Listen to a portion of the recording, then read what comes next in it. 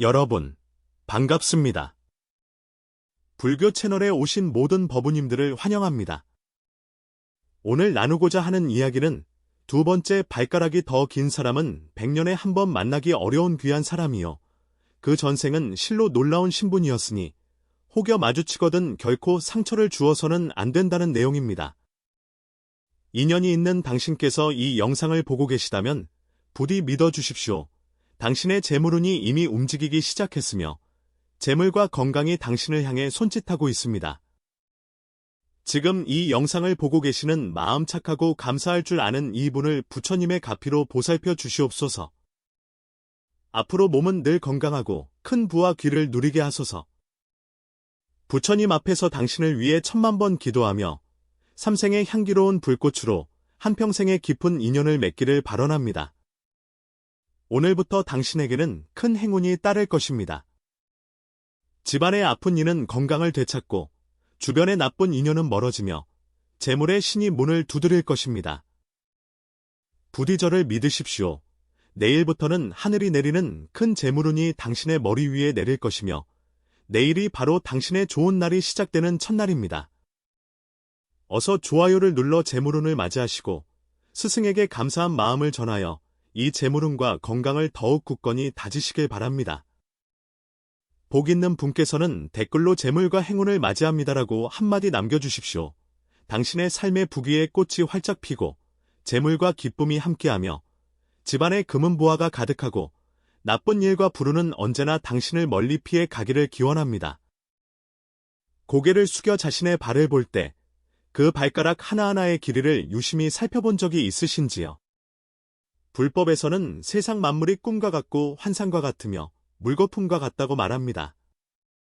모든 현상은 텅 비어 있으나 그 공안 속에서도 결코 비지 않는 것이 하나 있으니 바로 인과입니다. 부처님께서는 상을 통해 운명을 읽는 법을 말씀하셨는데 이는 미신이 아니라 불교가 1000년 넘게 관찰해온 업력이 작용하는 흔적입니다. 상은 마음에서 생겨나고 업을 따라 변합니다. 사람의 발 모양, 즉 족상은 가장 정직한 인과의 드러남 중 하나입니다. 우리 몸의 모든 특징은 그냥 생겨난 것이 아니라 모두 전생의 행위와 서원이 맺은 과보입니다. 특히 발가락이라는 실천의 상징은 당신이 어디에서 와서 어디로 가는지 알려주는 비밀스러운 암호와 같습니다. 그 중에서도 만약 당신의 두 번째 발가락이 엄지발가락보다 길다면 당신은 아주 희귀한 빈상인, 즉 보통 사람 이상의 상을 지니고 있을 가능성이 큽니다. 불법과 고대 관상학에서 이러한 발 모양은 지주지상이라 불리며 100년에 한 번 나타나기 어려운 보살의 환생 표식으로 여겨집니다. 이는 신화도, 민간의 속설도 아니며 여러 불가의 큰 스님들께서 구전으로 전하고 비밀스럽게 간직된 경전에서 여러 차례 언급된 특징입니다. 당신은 아마 한 번도 의식하지 못했겠지만 이처럼 사소해 보이는 발가락 모양 하나에 당신의 전생 수행의 증거가 심지어는 당신과 불법 사이에 얽힌 1000년의 서원이 숨겨져 있을지 모릅니다. 관상학에서 발가락은 터와 같아서 한 사람의 근본과 명운을 상징합니다. 대부분의 사람들은 손끝만 볼 줄 알지 발이야말로 운명을 더 깊이 들여다볼 수 있다는 사실을 모릅니다. 특히 두 번째 발가락은 불교의 이치에서 지혜, 주도력, 그리고 서원을 실천하는 힘인 존행력에 해당합니다. 즉, 이 발가락의 길이는 당신이 전생에 다하지 못한 수행의 서원을 안고 이 세상에 다시 왔는지를 드러냅니다. 두 번째 발가락이 엄지보다 긴 사람들은 대계복을 누리러 온 것이 아니라 서원을 갖고 중생을 제도하기 위해 온 경우가 많습니다. 그들의 영혼은 오래되었고 감정은 섬세하며 내면은 강인하지만 동시에 평범한 사람이 감당하기 어려운 파절과 시련을 겪도록 정해져 있습니다. 불교에서는 보살이 지옥에 들어가지 않으면 누가 지옥에 들어가겠는가라고 말합니다. 어떤 영혼들은 바로 이처럼 자비심이 너무나 깊은 나머지 중생의 고통을 짊어지기 위해 기꺼이 다시 이 사바세계에 몸을 던집니다. 그들은 겉보기에는 평범하거나 심지어 일생이 무난해 보일 수 있지만 사실 그들의 내력은 처음 사람으로 태어난 것이 아닙니다. 그들은 아마도 전생에 오랜 세월 수행하여 작은 깨달음의 경지에 이르렀으나 육도의 윤회를 벗어나기를 원치 않고 오히려 인연이 닿지 않은 어떤 중생들과 어두운 길을 함께 걷기 위해 다시 태어나기를 서원했을 것입니다. 그리하여 이 생에서 그들의 발에는 자연스럽게 이 두 번째 발가락이 긴 보살의 인상이 나타나는 것입니다. 이는 하나의 표식이자 상기시켜주는 알림이며 아직 원만히 이루지 못한 약속입니다. 자신에게 이러한 발 모양이 있음을 발견하거든 놀라거나 자만하지 마십시오. 이는 당신이 신선이나 대단한 사람이라는 뜻이 아니라 당신의 등 뒤에 아직 다 걷지 못한 도의 길이 있다는 것을 의미하기 때문입니다. 어떤 이들은 밤에 까닭 없이 눈물을 흘리며 이 세상이 자신에게 속한 곳이 아니라고 느끼기도 합니다. 어떤 이들은 어릴 때부터 남을 돕기 좋아하며 비록 자신도 힘들게 살지라도 그러합니다. 또 어떤 이들은 늘 사람들 속에서 외로움을 느끼면서도 그 외로움이 하나의 임무임을 깊이 알고 있습니다. 이 모든 것이 보살의 화신들이 가진 공통된 특징이며 그러한 영혼은 바로 당신 자신 혹은 당신 곁에 있는 두 번째 발가락이 유난히 긴 사람의 몸 안에 숨어 있을 가능성이 큽니다. 그렇다면 이러한 사람들은 도대체 어디에서 왔으며 어찌하여 이런 발 모양을 갖게 되었고 전생과는 어떤 인과로 얽혀 있는 것일까요? 만약 당신이 우연히 이런 사람을 만났다면 어떻게 대해야 할까요? 그리고 만약 당신이 바로 그런 사람이라면 이 생의 운명에 어떻게 응답해야 할까요? 이 모든 것에 대해 지금부터 하나씩 그 비밀을 풀어보겠습니다. 족상에 대해 말하면 많은 분들이 그거 미신 아니냐고 먼저 생각하십니다. 하지만 불교는 물론 고대 인도 문화에서 족상을 살피는 것은 미신이 아니라 깊고 오묘한 지혜의 한 갈래였습니다. 불법에서는 모든 것이 스스로의 성품이 없으며 세상 만사가 인연과 과보 속에서 흘러간다고 가르칩니다. 사람이 세상에 살아가는 동안 몸에 나타나는 여러 특징들, 얼굴의 상이든 손의 상이든 발의 상이든 모두 당신의 전생 인연과 이생 운명이 진실하게 투영된 것입니다. 특히 발가락의 모양과 길이는 마치 한 장의 오래된 운명의 지도와 같아서 당신의 과거 수행 궤적과 미래의 방향을 묵묵히 기록하고 있습니다. 고대 인도인들은 족상을 매우 중시했는데 이는 발이 우리를 지탱하고 시간을 걸어가는 근본이기 때문입니다. 발가락 하나하나는 오행의 흐름과 업력의 현현을 상징합니다. 불교 또한 인도에 전래된 후 이 족상학을 계승하고 발전시켜 인과윤회의 지혜 속에 녹여냈습니다.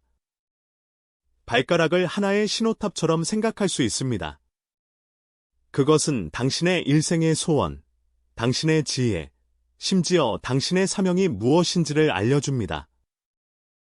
이 발가락들 중에서 두 번째 발가락이 특히 중요하다고 여겨집니다.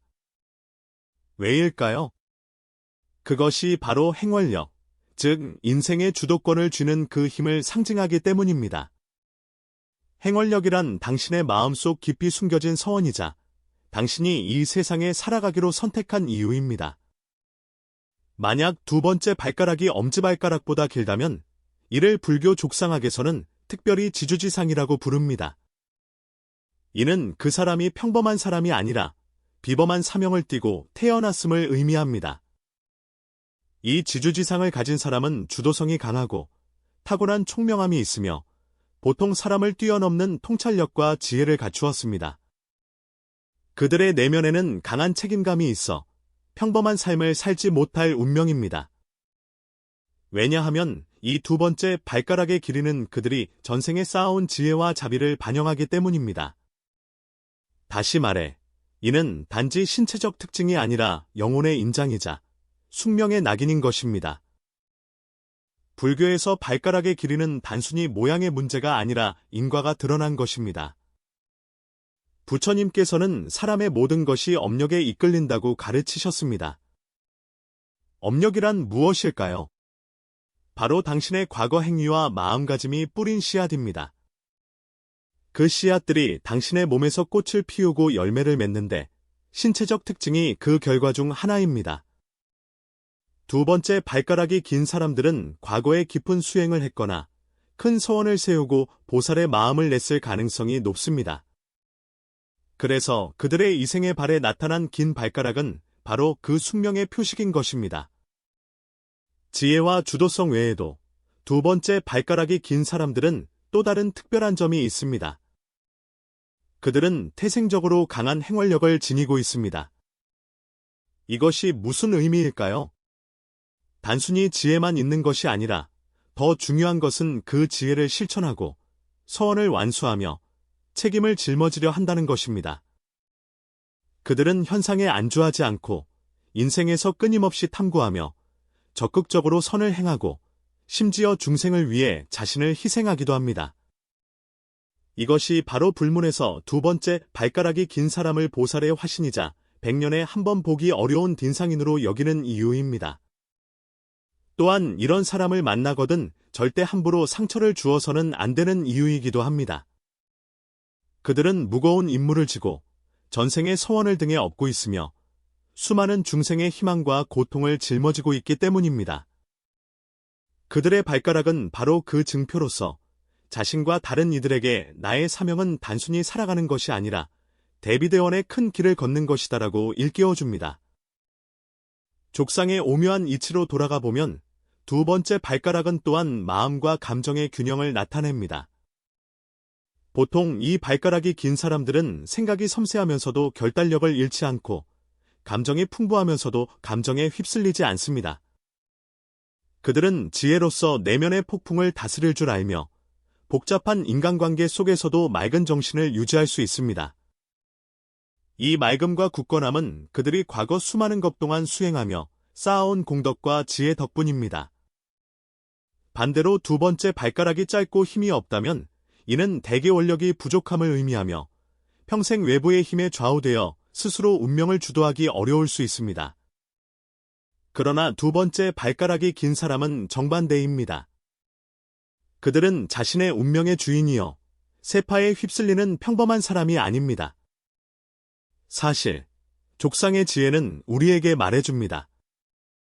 누구나 두 번째 발가락이 긴 인상인을 만나거나 그런 사람이 될 수 있는 것은 아니라고. 이는 얻기 어려운 인연의 만남이며 전생 수행의 보답이자 이생 책임의 표현입니다. 그들은 강한 사명감을 지니고 남을 구하고 자신을 구하는 무거운 짐을 짊어지고 있으며 그 어깨 위에는 빛과 함께 무게가 있습니다. 요컨대 발가락의 길이는 눈에 보이는 외모일 뿐만 아니라 불교의 인과윤회와 업력을 깊이 있게 보여주는 것입니다. 두 번째 발가락이 긴 사람은 지혜와 서원의 화신이며 보살이 환생한 증거이자 100년에 한 번 만나기 어려운 천명을 지닌 사람입니다.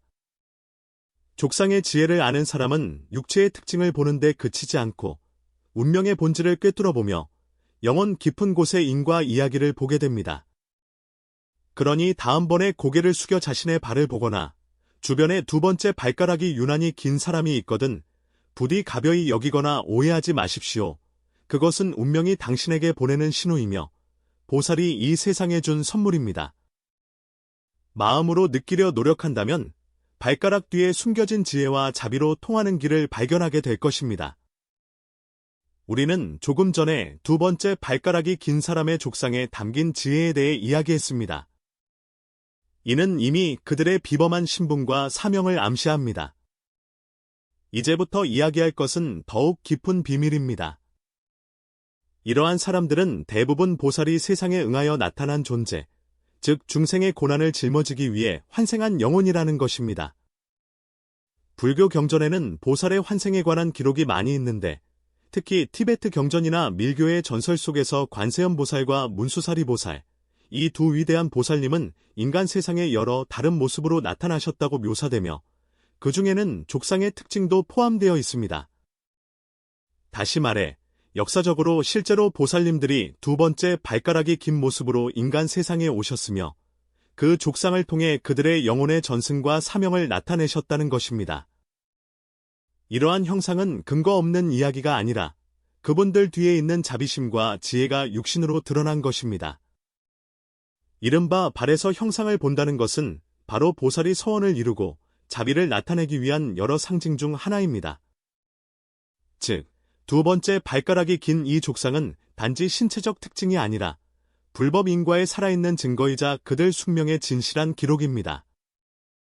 그렇다면 이 두 번째 발가락이 긴 사람들은 왜 이토록 무겁고 숭고한 운명을 지니게 된 것일까요?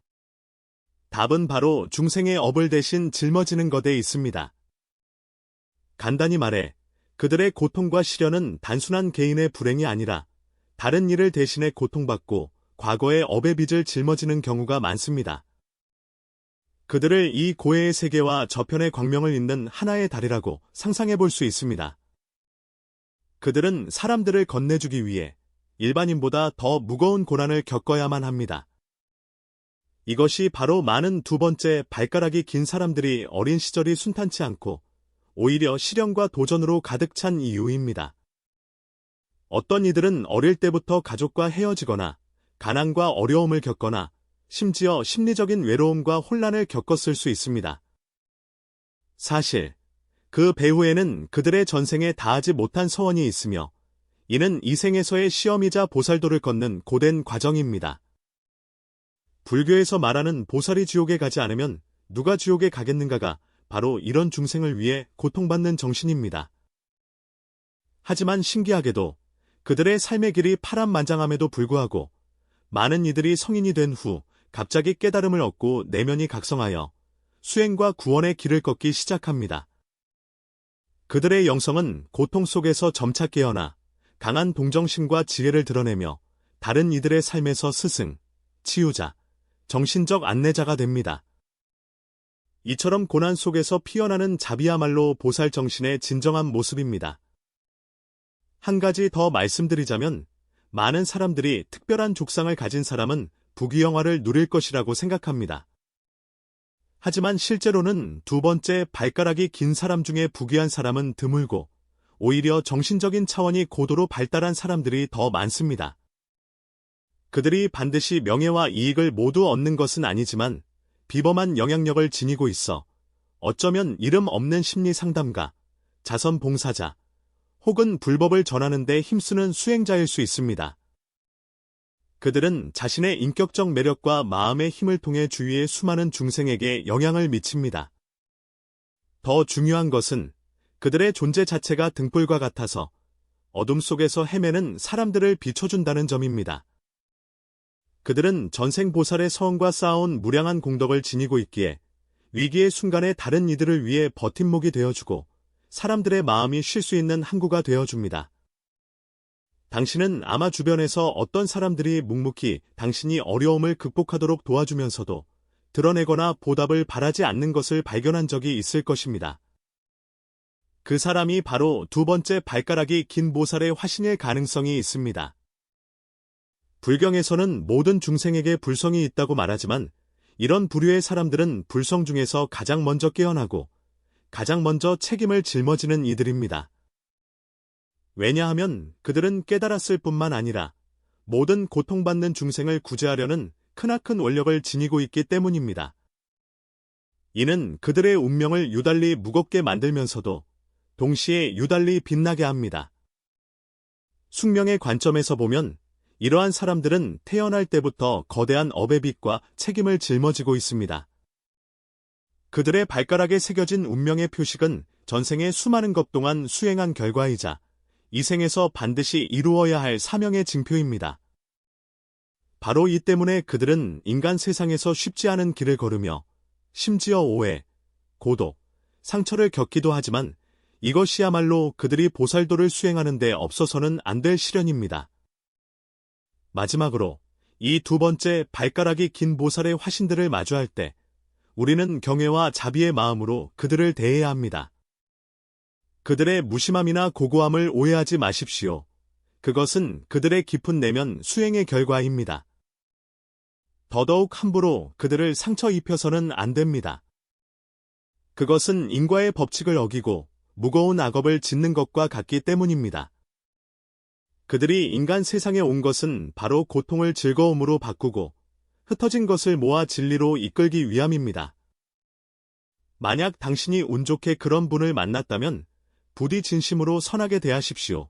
이는 단지 한 사람에게 선을 베푸는 것이 아니라 불법과 인과에 대한 존중을 표하는 것이기 때문입니다.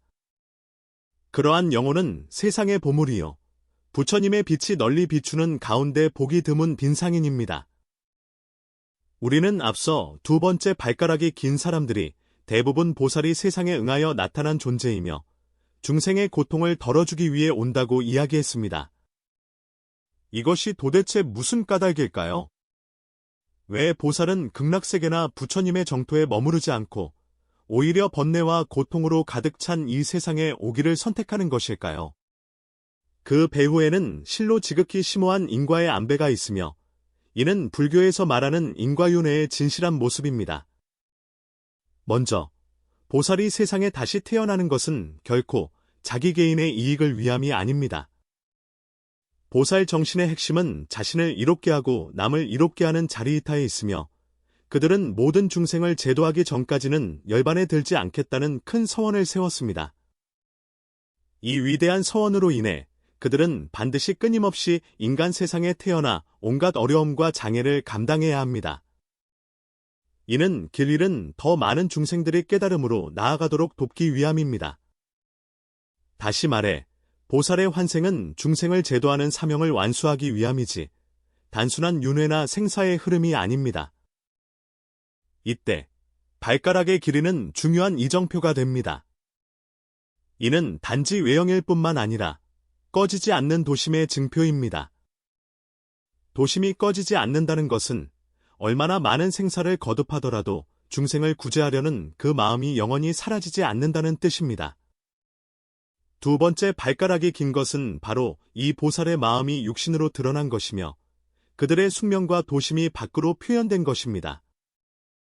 그것은 이 육신의 주인에게 홍진의 유혹에 빠지지 말고 어깨에 짊어진 무거운 짐과 사명을 기억하라고 일깨워줍니다. 이러한 족상을 가진 많은 사람들은 강한 숙명감을 느끼며 종종 자신이 본래 이 세상에 속하지 않은 것 같고 영혼 깊은 곳에서 더 높은 경지를 끊임없이 부르는 듯한 느낌을 받습니다.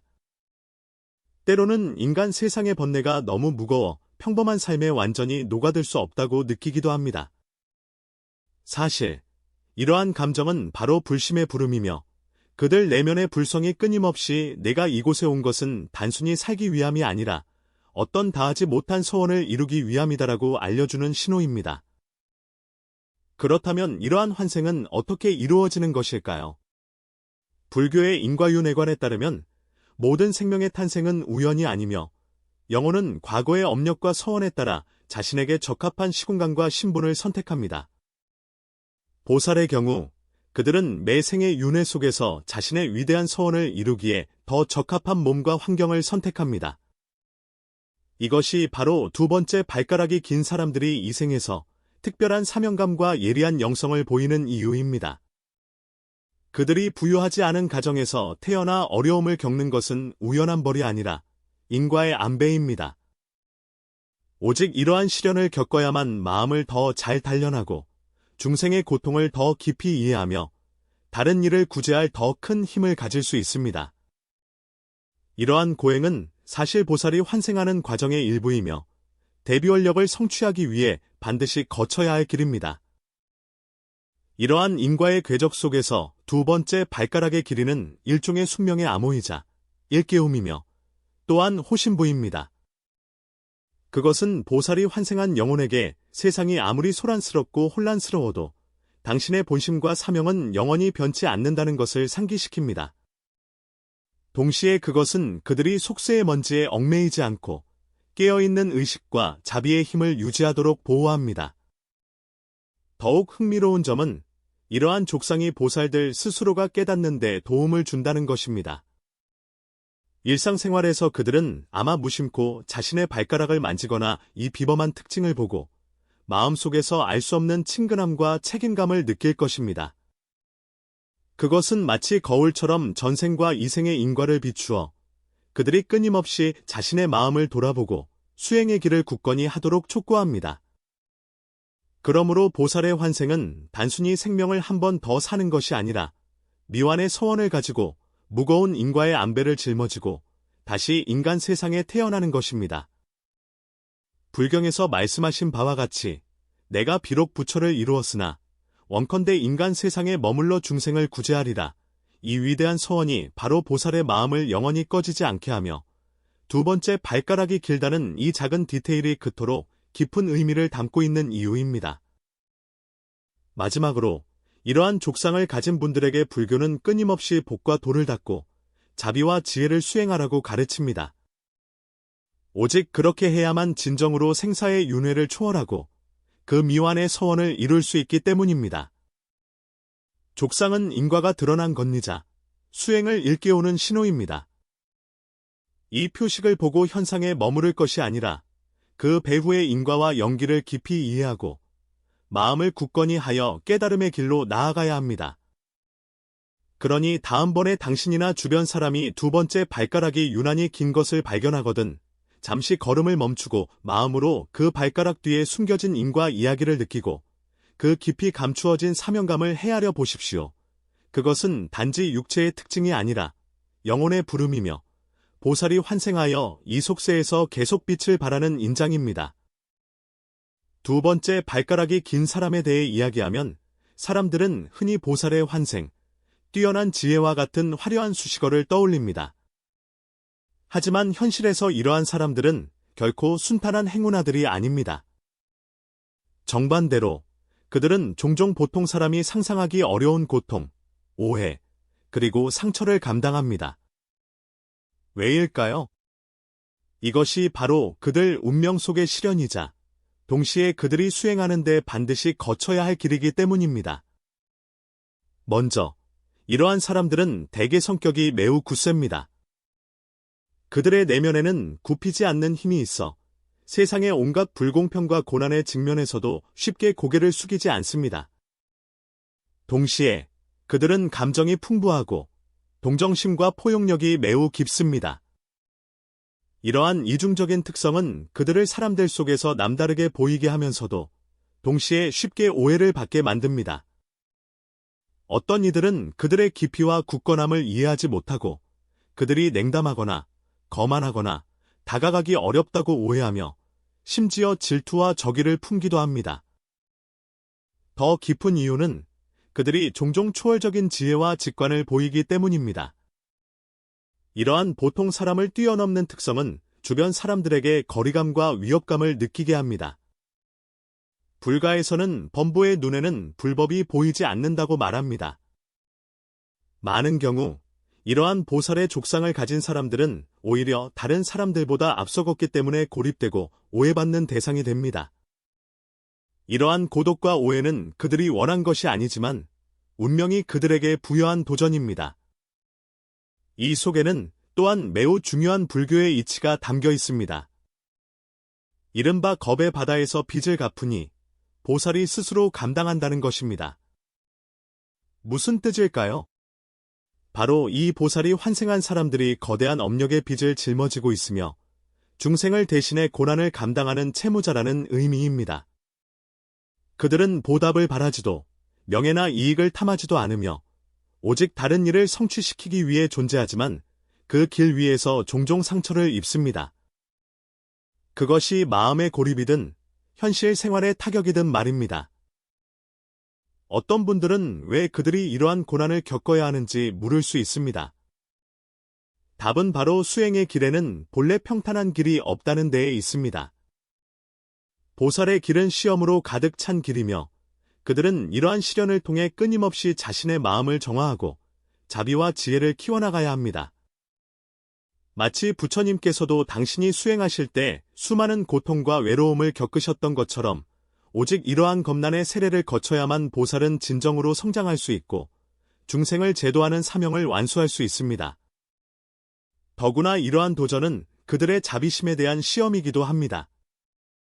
보살이 보살인 이유는 아무리 많은 오해와 상처를 겪더라도 자비심이 여전히 굳건하기 때문입니다.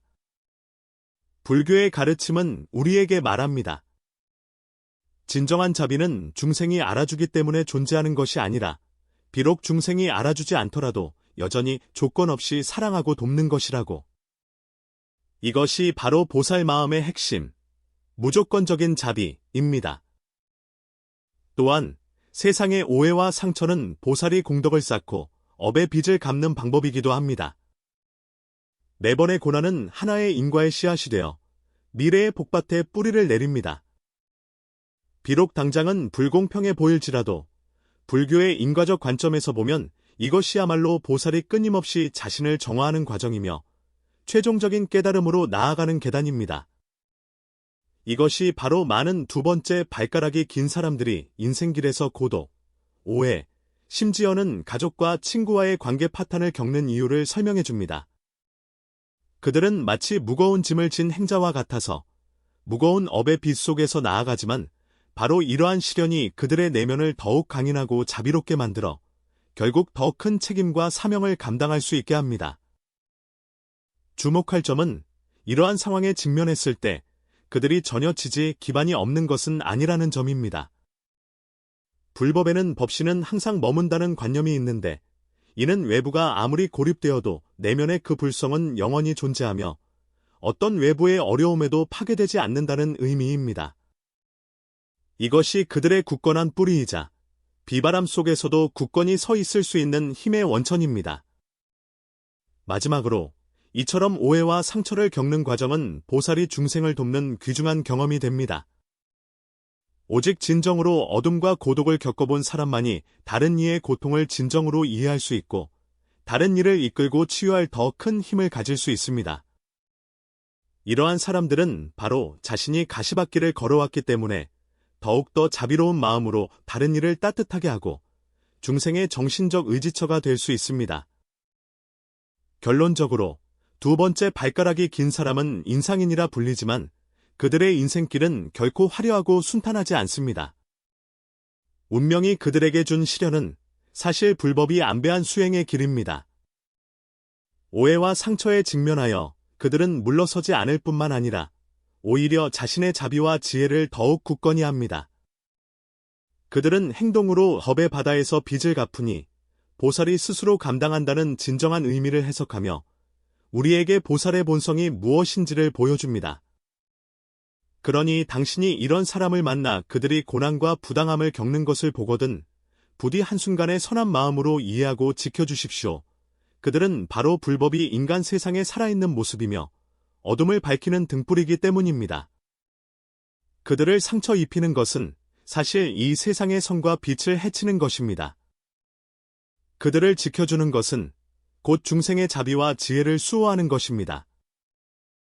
우리는 앞선 논의에서 두 번째 발가락이 긴 사람들이 종종 보살의 화신이며 중생을 제도하는 무거운 임무를 띠고 이 세상에 온다는 것을 알게 되었습니다.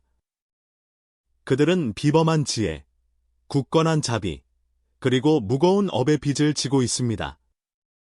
그럼에도 불구하고 세상 사람들은 종종 그들을 알아보지 못하고 심지어 무심코 상처를 입힙니다. 그리고 이것이 바로 불법에서 말하는 심오한 인과의 법칙입니다. 만약 당신이 그러한 사람을 해친다면 실제로는 악한 원인을 심는 것이며 그 결과는 지극히 심각합니다. 부처님께서는 일찍이 말씀하셨습니다. 환생한 보살 한 분에게 선하게 대하는 것은 수백 수천의 모든 부처님께 공양하는 것과 같다. 이 말씀은 결코 과장이 아니라 인과응보의 깊은 진리를 담고 있습니다. 왜 이러한 말이 있을까요? 환생한 보살의 마음은 자비로 가득 차 일반인을 훨씬 뛰어넘기 때문입니다. 그들은 헤아릴 수 없는 부처님의 가피와 지혜를 대표하며 인간 세상에 살아있는 불법의 현신입니다. 그들에게 선하게 대하는 것은 단지 한 사람에 대한 배려가 아니라 전체 불법의 전승과 중생의 복지를 수호하는 것입니다. 반대로 만약 당신이 이러한 사람을 경시하거나 냉대하거나 심지어 상처를 입힌다면 그 행위는 단순한 악행이 아니라 우주의 깊은 인과유를 범하는 것입니다. 불교에서는 인과가 결코 공하지 않다고 말합니다. 이는 모든 악한 원인이 반드시 악한 결과를 맺는다는 의미입니다. 보살이 환생한 사람을 해치는 것은 실제로는 헤아릴 수 없는 중생에 대해 악업을 짓는 것이며 이 악업은 조만간 반드시 자신에게 되돌아와 무거운 과보를 가져올 것입니다. 이러한 사람들은 평범해 보이거나 심지어 과묵해 보일 수 있지만 그들의 마음은 맑고 밝으며 지극히 높은 깨어있음을 지니고 있습니다. 당신은 아마 그들의 깊이를 알아보지 못하고 그들 내면의 갈등과 사명을 이해하지 못할 수도 있습니다. 하지만 하늘과 땅의 도리, 인과의 도리는 다릅니다. 우주에서 피할 곳 없는 인과의 법칙은 그 상처를 기록해 두었다가 미래에 반드시 어떤 형태로든 당신에게 되돌려줄 것입니다. 그러니 그들을 만났을 때 부디 걸음을 멈추고 생각하십시오. 겉모습에 쉽게 속지 마십시오. 불법에서는 진정한 수행은 주변에 평범해 보이지만 깊은 빛을 간직한 사람을 경시하지 않는 것에서 시작된다고 말합니다. 많은 경우 가장 눈에 띄지 않는 사람이 가장 중요한 존재입니다. 당신이 삶에서 만날 수 있는 그 평범한 사람이 어쩌면 거대한 사명을 짊어진 보살의 화신으로서 묵묵히 당신과 더 많은 중생을 위해 무거운 짐을 지고 나아가고 있을지 모릅니다. 왜 그들은 침묵을 선택할까요? 그들은 큰 지혜는 어리석어 보이고 말이 없는 것이 소리 있는 것보다 낫다는 이치를 알기 때문입니다. 말은 종종 오해와 분쟁을 낳지만 진정한 깨달음은 행동과 자비로 세상을 감화시키는 것입니다. 비록 말은 없지만 그들의 모든 행동은 불성의 빛을 발하며 소리 없는 가르침이 됩니다. 그러므로 결코 그들의 침묵을 가벼이 여기지 말고 그들의 평범함을 의심하지 마십시오. 바로 그들이 기꺼이 자신을 내려놓고 더 많은 고통과 책임을 짊어지기 때문에 이 세상에 더 많은 희망과 빛이 있는 것입니다. 당신이 그들에게 베푸는 선행은 바로 이 빛을 수호하는 것이며 불법이 인간 세상에 계속 흐르도록 하는 것입니다. 다른 관점에서 보면 이러한 사람들을 만나는 것은 당신의 수행 기회이기도 합니다. 그들을 어떻게 대하는가는 당신 마음의 크기와 자비의 깊이를 보여줍니다. 만약 존경과 이해, 포용의 마음으로 함께할 수 있다면 이는 복을 심는 것이요. 반대로 한다면 스스로 악한 원인을 심는 것이니 훗날 반드시 그 과보가 있을 것입니다. 요컨대 두 번째 발가락이 긴 보살의 화신은 비록 신분이 비범하지만 종종 세상 사람들에게 오해받고 무시당합니다. 그들의 침묵은 내면의 깨달음이 표현된 것입니다. 그들을 만나거든 당신이 그들의 신분을 알든 모르든 부디 자비로운 마음으로 대하십시오. 당신은 살아있는 부처님 한 분에게 선하게 대하고 있는 것이기 때문입니다. 그들을 해치는 것은 그들에게 상처를 주는 것일 뿐만 아니라 스스로에게 악업을 심는 것입니다. 불법은 우리에게 가르칩니다. 수행은 단지 혼자 경전을 읽고 좌선하는 것이 아니라 일상생활에서 모든 생명에 대해 존중과 자비를 품는 것이라고. 그들의 빛을 알아보고 그들의 사명을 지켜주는 것이 바로 당신이 깨달음으로 나아가는 중요한 한 걸음입니다. 이 글을 읽으시면서 어쩌면 자신의 두 발을 살펴보고 두 번째 발가락이 엄지보다 긴 것을 발견하여 마음속으로 놀라움과 함께 궁금증이 생겼을지도 모릅니다.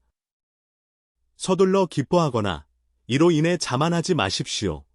이것은 결코 단순한 영광이 아니라 묵직한 책임이기 때문입니다. 불교는 우리에게 말합니다. 모든 인과의 표식은 인연 따라 생기고 인연 따라 사라지는 진실한 모습이며 이 족상이 나타내는 것은 당신의 전생에 다하지 못한 서원과 이생에 짊어진 사명이라고. 이러한 족상을 가졌다고 해서 당신의 삶이 순탄할 것이라는 의미는 아닙니다. 오히려 당신은 더 많은 도전과 시험에 직면하게 될 것입니다. 이는 보살의 환생 표식을 지닌 당신이 안락한 삶을 누리기 위해 온 것이 아니라 자신을 제도하고 남을 제도하는 큰 서원을 이루기 위해 왔기 때문입니다. 당신의 삶의 임무는 자신 내면의 불성을 일깨우고 동시에 길 잃은 더 많은 사람들이 깨어나 고통의 윤회에서 벗어나도록 이끄는 것입니다. 그러니 결코 이 족상이 단지 신체적 특징이라고 오해하지 마십시오. 그것은 하나의 이정표로서 당신의 마음이 세속의 번잡함에 가려져서는 안 되며 인간 세상의 연기와 번뇌에 빠져서는 안 된다고 시시각각 일깨워줍니다. 당신은 이 표식이 당신에게 청정하고 무의하여야 비로소 초월할 수 있다고 말하고 있음을 알아야 합니다. 청정무의는 추상적으로 들릴 수 있지만 간단히 말해 집착을 내려놓는 것, 즉 명예와 이익, 감정에 대한 과도한 집착을 내려놓고 내면의 고요함과 지혜를 유지하는 것입니다. 오직 이렇게 해야만 당신은 진정으로 생사의 윤회에서 벗어나 당신의 미완의 보살 서원을 이룰 수 있습니다. 외부가 아무리 소란스럽고 흔들려도 당신은 편안하게 대처할 수 있으며 자비롭게 모든 중생과 모든 고난을 껴안을 수 있습니다. 불법에서는 상을 보고 마음을 닦으면 상은 마음을 따른다고 말합니다. 이 말의 뜻은 당신이 보는 상, 즉 형상에 표면적으로 머물러서는 안 되며 그것을 이용해 당신의 내면을 수련해야 한다는 것입니다. 자신이 특별한 족상을 가졌음을 깨달았을 때 단지 나는 특별하다는 만족감에 그치지 말고 이를 계기로 마음을 닫고 성품을 길러 자비와 지혜를 키워야 합니다. 당신의 인생은 하나의 보살도이며 남을 돕는 것이든 스스로 깨닫는 것이든 모두 이 길의 일부입니다. 당신은 서둘러 어떤 높은 경지에 도달할 필요는 없습니다. 중요한 것은 매일 자신에게 정직하고 늘 깨어 있으며 자신과 다른 이를 너그러이 대하고 지금 이 순간의 모든 걸음을 잘 내디디려 노력하는 것입니다. 어쩌면 때때로 외로움을 느끼고 이 길이 너무 힘들다고 느끼며 세상이 당신을 이해하지 못한다고 느낄 수도 있습니다. 하지만 기억하십시오. 당신의 마음 깊은 곳에는 한 줄기 빛이 있습니다. 그것이 바로 불성이요. 끝없는 자비와 지혜입니다. 그것이 당신을 이끌어 어둠을 헤치고 빛으로 나아가도록 도울 것입니다. 동시에 당신에게 일깨워줍니다. 주변에 이러한 족상을 가진 사람을 만나거든 가족이든 친구든 낯선 사람이든 부디 경애와 자비의 마음으로 대하십시오. 당신이 보는 것은 그들의 외모뿐만 아니라 그들이 짊어진 사명과 아직 끝나지 않은 인과이기 때문입니다. 총체적으로 두 번째 발가락이 긴 족상을 가진 것은 특별한 인과의 은혜입니다. 그것은 당신이 자랑할 자산이 아니라 당신이 깨어나고 책임져야 할 의무입니다.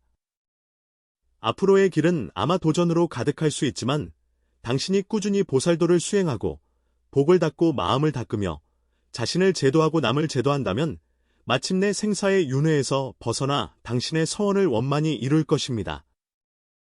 부디 믿고 수행하시어 전생의 인연을 저버리지 마시고 이 깊은 인과와 사명을 저버리지 마시길 바랍니다. 진정한 깨달은 이가 되어 스스로를 밝히고 또한 다른 일을 따뜻하게 하시기를 기원합니다.